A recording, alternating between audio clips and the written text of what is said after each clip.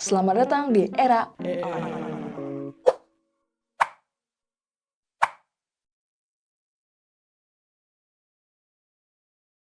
Udah baca berita ini?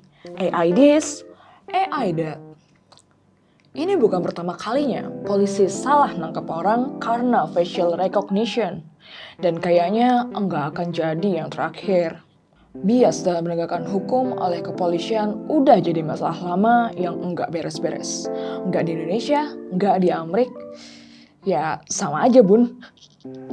Kalian mungkin masih ingat pembunuhan George Floyd tahun 2020 lalu.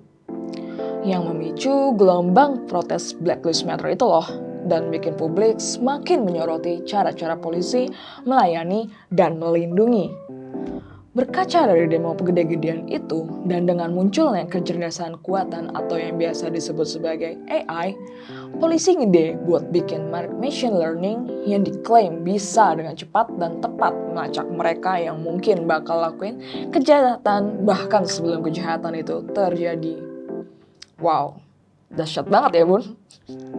Basis dari machine learning ini, kira-kira si mesin ini nih disuruh belajar data-data buat track kejahatan masa lalu buat menyusun algoritmenya.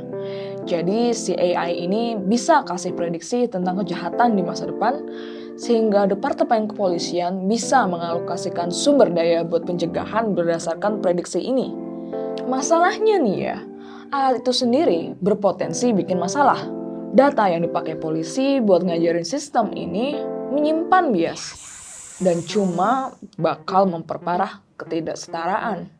Menurut majalah ini, keakuratan dan bias yang menempel di AI udah ada bahkan sebelum ahli-ahli komputer mengajari AI buat berpikir. Pada salah satu persidangan di Inggris tahun 2018, London Metropolitan Police memakai pengenalan wajah untuk mengidentifikasi 104 orang yang diduga melakukan kejahatan.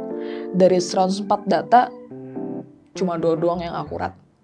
Serem banget ya. Selain itu, sistem pengenalan wajah juga menurunkan sifat orang yang rasis.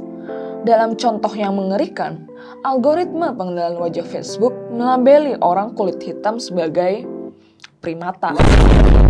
Ide awalnya, sistem otomatisasi pengen menghilangkan peran manusia dalam mengambil keputusan, karena manusia sering dituduh bias. Tapi ternyata AI juga masih bias. Ironis, karena lembaga penegak hukum di negara maju semakin bergantung pada machine learning ini. Lalu alat itu sendiri mengambil otoritas dan prediksi mereka seringkali nggak dipertanyakan lagi. Hal ini mengakibatkan apa yang Kat Crawford dan Jason Schultz dalam laporan mereka, AI Systems as State Actors sebagai kesenjangan akuntabilitas yang dapat mengakibatkan pegawai negeri dan swasta memiliki pengetahuan atau keterlibatan langsung yang lebih sedikit dalam keputusan spesifik, yang malah menyebabkan masalah semakin runyam. Sistem AI ini diterapkan tanpa pelatihan, dukungan penuh, atau pengawasan yang berarti, dan tanpa perlindungan khusus bagi penerimanya.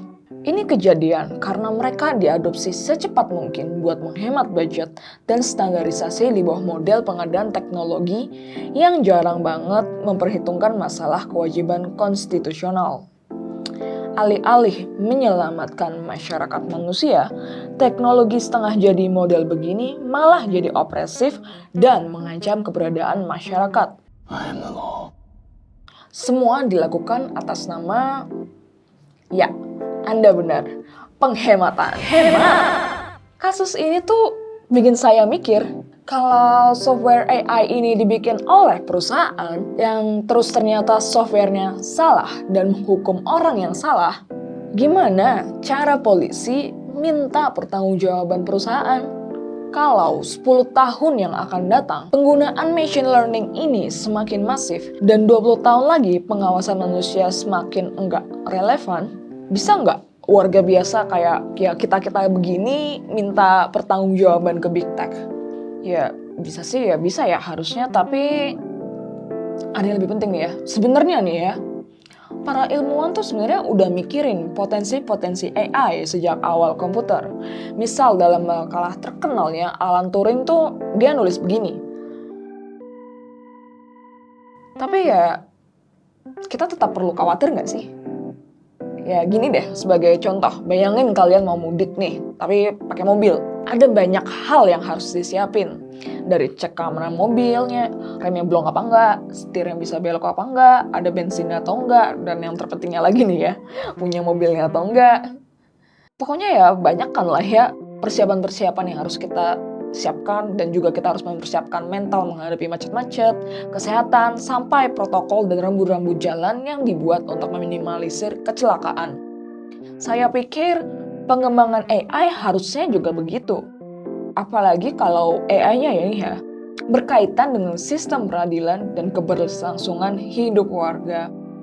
Kalau belum siap ya salah-salah negaranya bisa jadi surveillance state, dan pastinya kita nggak pengen hidup di negara yang kayak gitu kan? Nggak kan? Judgment time.